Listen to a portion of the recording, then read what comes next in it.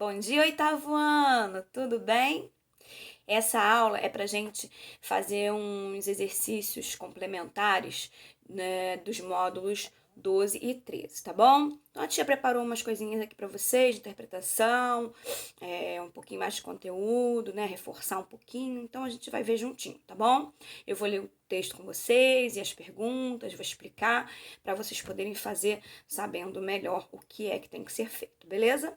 Combinado? Então tá bom. Vamos lá. Aqui debaixo do meu vídeo tem um link para um arquivo do Word, onde está o texto, as perguntas direitinho, onde vocês podem escrever, deixar registrado, tá bom? Então vamos lá, eu só tô aqui com o vídeo porque eu prefiro explicar para vocês direitinho, fazer o acompanhamento como se estivesse mesmo numa aula, onde, né, na verdade eu não leria sozinha, na verdade, se a gente estivesse em aula eu ia pedir a cada aluno para ler um parágrafo até o ponto final, como eu sempre faço, mas vou ter que me contentar comigo mesma. Então vamos lá. Mude o ritmo. Olha que legal esse título. Será que você deve mudar o seu ritmo? Vamos lá. Um motorista está parado no trânsito. Um motociclista tenta passar pelo corredor entre os carros e atinge seu retrovisor. É o suficiente para dar início a uma acalorada discussão. A cena é comum, repete-se diariamente e talvez já tenha até acontecido com você. Espero que você não tenha sido o ciclista que estava fazendo peripécias no trânsito, tá? É muito perigoso. De bicicleta você tem que andar só na sua faixa direitinho para não ter perigo. Então vamos voltar aqui. Aconteceu em uma manhã de 2013, com uma bela horizontina de 38 anos, enquanto dirigia com os filhos até o shopping. A diferença nessa história é que ela era cardíaca e a discussão com o motociclista que danificou seu carro a levou a um infarto fulminante. Aos que podem estar se perguntando, sim, a história é real e foi noticiada pela imprensa. Seria esse então o valor de uma vida? Um retrovisor?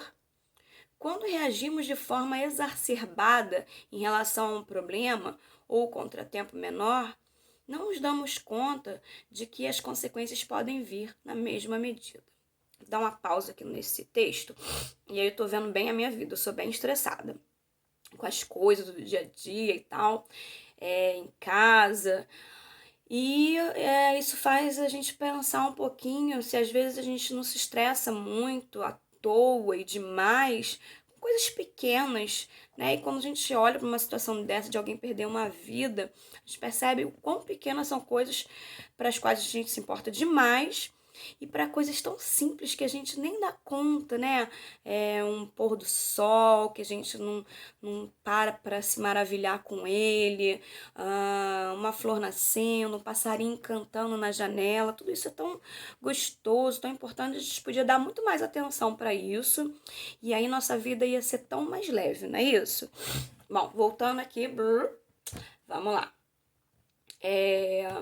Na matéria da capa dessa edição, a psicóloga Paquisa Araújo aborda como as pessoas, em geral, perderam a noção entre o que é um fato muito grave, um incidente sério ou uma chatice dessas do dia a dia. Porque parece que, atualmente, esbravejar e xingar tudo e todos é a primeira resposta para qualquer problema. Com a aceleração constante do mundo moderno, somos bombardeados o tempo inteiro com informações, cobranças, prazos, etc. Tudo isso, sem dúvida, causa um efeito direto no nosso sistema nervoso, nos deixando mais tensos e em posição de ataque. É isso que eu tô falando, né? Às vezes a pessoa cria uma crise de ansiedade por ser muito assim, né, elétrica, muito sem noção, dar importância demais para besteiras e tal, e se estressar demais, e não tem necessidade, não é isso? Depois aqui continuando, outro parágrafo. Mas se não podemos desacelerar o mundo, pelo menos podemos tentar levar nossa vida em um ritmo menos alucinante. É aquele velho clichê do se quiser mudar o mundo, comece por você. Pare, respire, olhe à sua volta. Admire a beleza do dia. Sinto o prazer de estar na companhia de pessoas que você estima. Contemple. Aí tem aqui, né, um jornal, saiu no jornal e tal, aí tem data e tal. E aqui a pessoa se expõe, né, uma matéria legal, quando eu digo matéria geral, né, para qualquer gênero quer dizer, para a maioria dos gêneros jornalísticos, eu tenho uma matéria falando sobre alguma coisa, claro, e aqui, né, a gente vê aí que a pessoa se expõe o seu jeito de pensar, não é verdade? E aí, eu quero que vocês aqui façam uma interpretação de texto. Quando a gente trabalha com textos de qualquer natureza, seja ele híbrido, né, usando verbal e não verbal, seja uma notícia, um conto, uma tirinha, qualquer coisa, mais importante, né, ou talvez tão importante quanto as características desse gênero, é você perceber o que ele quis dizer, o que ele quis passar para você. Então, a interpretação de texto se torna aí muito importante. É claro que quando a gente sabe, né, que é sei lá, um conto maravilhoso, a gente espera encontrar nele certos detalhes de coisas irreais, né, que não acontecem na nossa realidade e a gente aceita como verdadeiro dentro daquele texto. Diferente de uma notícia que você não vai poder encontrar nada que não seja dentro da nossa realidade de humanos, né, e tal. Então, quando a gente tem um olhar sabendo que gênero se trata, a gente vai interpretar de maneira diferente. Por isso que depois eu me consertei e disse que tão importante, né? Quando saber o que está dizendo, é saber aonde você está, que tipo de texto é aquele, para você poder tentar interagir com ele, né? E interpretá-lo da melhor forma possível, compreendê-lo e tal. Aí aqui eu tenho a questão 1. É o seguinte, uma história real noticiada pela imprensa foi ponto de partida para a escrita do texto Mude o ritmo. Qual o fato presente nessa história que motivou o texto? Eu vou ler as respostas e você vai me dizer qual é, sem pestanejar, hein? Vamos lá. Um motorista tenta uma ultrapassagem em um trânsito parado? Um motociclista atinge o retrovisor do carro de uma mulher? Uma acalorada discussão entre mulher e um motociclista? Uma mulher é vítima de um infarto fulminante após discussão com um motociclista? Gente, não é para você ver o que é verdadeiro que ocorre no texto. É para você me dizer o que motivou escrever sobre isso. Qual é o fato importante que faz com que essa notícia fosse, né, dita ali e tal, tá? Vamos lá, questão 2.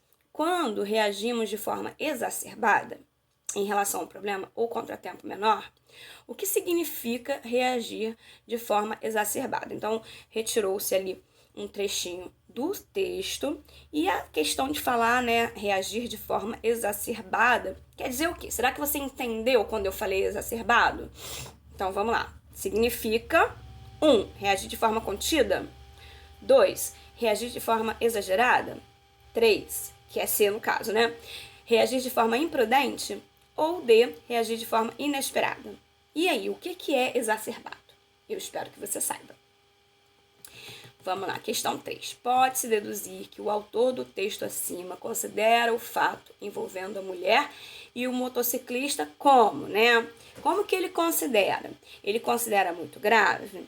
Ele considera um incidente sério? Ele considera uma chatice do dia a dia? Ou ele considera de difícil solução? Então, quando ele escreve, ele até lá no texto descreve que há situações e situações. Essa situação específica do que aconteceu ali, né, de bater no retrovisor, isso ele considera o quê? E aí você vai me dizer. Agora vamos lá na questão 4. Tudo isso, sem dúvida, causa um efeito direto no nosso sistema nervoso. A que o texto se refere? O que, né? Como você age, o que acontece no dia a dia do ser humano que vai causar um efeito no sistema nervoso. Isso daí, no caso, não precisa você pensar sozinho, não. Você pode voltar no texto. Isso se chama remissão textual. Isso daí é você ver a que se refere, né, quando ele falou isso. Tudo isso, o que tudo isso? O quê?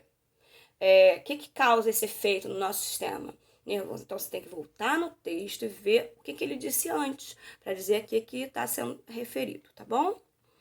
Número 5. No último parágrafo do texto, as aspas indicam o quê? Então, gente, as aspas, quando eu tenho aspas dentro de um texto, serve para muitas coisas. Eu vou falar um exemplo, não vou dizer se é o caso, tá? Quando eu uso estrangeirismo, eu posso botar aspas. Quando eu tenho a fala direta, né, de uma pessoa, um personagem e tal, eu posso botar entre aspas. Enfim, não sei. Eu acho que não é nenhuma dessas duas coisas que eu falei. Mas você vai ver aqui, ó. É o quê? Letra A, uma fala popular. Letra B, uma fala de quem escreveu o texto. Letra C, uma fala do motorista envolvido com o fato. Letra D, uma fala da psicóloga Paxa Araújo. Na verdade, tem, né? Essa questão da fala apareceu aí em um deles. E em mais de um deles, né? E aí? Sobre o que é essas aspas? Por que elas foram utilizadas? Diz pra mim. Número 6. É a última deste texto, tá? Ao final do texto, o autor busca o quê? O que ele buscou no final de tudo? Que ele até falou, né? Coisas assim, um pouco subjetivas e tal, mas no final das contas, o que ele buscou? Dar uma ordem ao leitor, informar o leitor, entreter o leitor ou aconselhar o leitor? Me diga. Quando ele relatou, né, esses fatos, o fato que aconteceu, né, tudo que houve, o que ele quis para com o leitor? Diz para mim. Agora é o seguinte, né? Nesse primeiro, o módulo 12, falando de texto opinativo, né? E aqui, de certa forma, apesar de ser um texto híbrido aí, ele dá opinião, né? Ele tem aqui um pouquinho de opinião.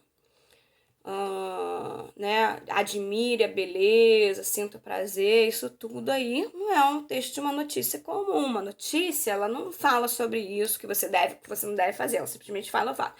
Isso aqui é um texto que dá opinião, tá bom? Então, agora eu vou falar um pouquinho do outro módulo, que é o módulo que fala sobre debate. Eu adoro trabalhar debate em sala de aula. É uma pena que eu não vou ficar com essa parte, porque eu gosto de ver diretamente o desempenho. Quando eu ensino, digo, ó, debate assim, dou lá as dicas e tal, mas na verdade, o que eu gosto mesmo é de ver vocês em ação. Eu gosto de ver vocês defendendo uma ideia. E ainda gosto mais de ver quando uma pessoa defende uma ideia contrária à dela. Por exemplo, vamos dizer que você seja, vamos falar do aborto, né? Você seja contra o aborto, tá? Vamos supor que você seja uma pessoa totalmente contra o aborto. E aí eu boto você no grupo que vai falar a favor do aborto. E você ganha aquele debate. Isso é aquele momento em que você vê que esse aluno está maduro, que ele sabe expor as coisas, ele consegue argumentar. E argumentar para a vida não é só fazer uma redação de vestibular, não é só isso. É para a vida inteira. Quando você vai para uma entrevista de emprego, né, que você sabe argumentar, expor as coisas, né, suas qualidades. E quando você tá entre família, com o namorado, a namorada, o pai, a mãe, quer ganhar alguma coisa, e aí você vai lá e argumenta. Então, argumentar faz parte da nossa vida. E quanto melhor a gente argumenta, mais a gente consegue as coisas que a gente quer. Então, vamos lá. Eu trouxe aqui uma revisão que não está exatamente lá na apostila, e aí eu queria acrescentar para vocês, tá bom? Vamos lá. Na realização de um debate, os participantes devem falar, também ouvir sem interromper o outro. Isso é muito importante. Cada um tem o direito de expor suas ideias, as quais devem ser respeitadas. Um debate deve ter planejamento e regras. O tempo disponível para falar deve ser o mesmo para todos, deve-se evitar que as discussões avancem para o nível pessoal. Então, assim, vai existir um mediador que vai fazer essa ponte, né? Então, se um grupo tem 2 minutos, o outro também só pode ter 2 minutos. Tem que ter igualdade aí de que os dois possam ter a mesma oportunidade, tá? Então, e também não pode deixar para o lado pessoal. Você está falando de um tema como legalização de armas, né, do porte de armas, ou o aborto, seja lá o que for, isso tudo não pode partir para o pessoal. Você tem que estar ali como um advogado de defesa da sua defesa, daquilo que você tem que defender, seja o contra ou a favor, tá bom? Continuando aqui. A partir de um tema polêmico, né? Claro que sempre vão ser temas polêmicos, tá? E, na verdade, muitas vezes, temas polêmicos, eles não têm uma verdade absoluta. Ele tem lados positivos e negativos. E aí, você tem que saber argumentar para o seu lado. Vamos lá. Constrói-se uma boa argumentação, cuja apresentação deverá ser coordenada por um moderador ou mediador. Foi o que eu falei, né? Para garantir o andamento do debate, a participação de todos e a interação com o público. Às vezes, né, no caso, né, num debate, você tem. Eu em sala separaria grupos, e aí, por exemplo, o grupo X ia ficar com um tema, né? E aí ia ter os contras a favor, e grupo Y ia ter outra temática. Enquanto um debateria, o outro grupo ficaria como público, entendeu? Para olhar ali e perceber, porque de fora, quando a gente está dentro, tanto escutando, né, quem tá falando lá contra o que você tá querendo dizer, tá dentro. Quando a gente está fora, a gente tem um olhar mais abrangente, percebe quem está indo melhor ou pior. Vocês já devem ter visto em alguma vez na vida de vocês aqueles debates políticos. Esses são grandes debates que aparecem na televisão normalmente. São basicamente o que a gente tem acesso, né? Mas existem outros tipos de debates, tá, gente?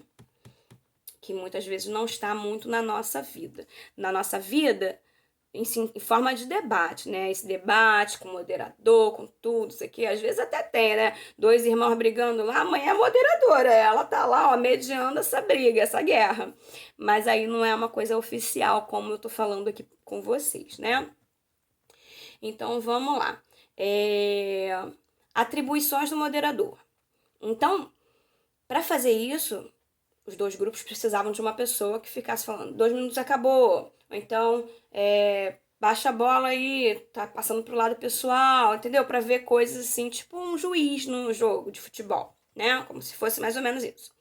O moderador coordena o trabalho de forma a garantir o seu bom andamento, a participação de todos os debatedores e a intenção com o público. Na organização de um debate devem ser definidas algumas regras, a saber, a apresentação, aí tem aqui definição de normas, que na verdade vocês leiam, eu não sei se exatamente vocês vão conseguir fazer isso na aula com a outra professora, né? Ou vão fazer simplesmente vocês vão aqui só mostrar para ela o que eu vou pedir agora, um outro exercíciozinho que eu queria que vocês fizessem, que vocês mostrassem o que vocês fizeram para ela dar uma olhada. Então, eu vou dar atenção agora para esse. O que eu quero? Aqui no finalzinho eu tô pedindo um exercício para vocês, ó. Liste 3 opiniões, argumentos contra e 3 opiniões, argumento a favor do casamento civil entre homossexuais. Fui eu que escolhi essa temática? Não. Eu estou usando a temática exatamente da apostila. Quando eu pedi no módulo 13 para vocês fazerem o debate, eu pedi sobre outra suma, era outra charge, né? Aí depois tinha charge 2 que eu deixei exatamente para fazer agora, que eu já sabia que ia ter essa aula. Então, aqui, ó, charge 2, tá bem escrito aqui, tá? Charge 2, na página 169 da apostila. Inicie argumentos básicos para iniciar um debate com a temática abordada acima. Então, a temática é essa questão do casamento civil entre homossexuais. Aí vocês vão dar uma olhada na charge. E aí vão apresentar 3 argumentos contra essa união e 3 a favor dessa união. E aí, mostra pra professora para ver se ficou bacana. Uma beijoca.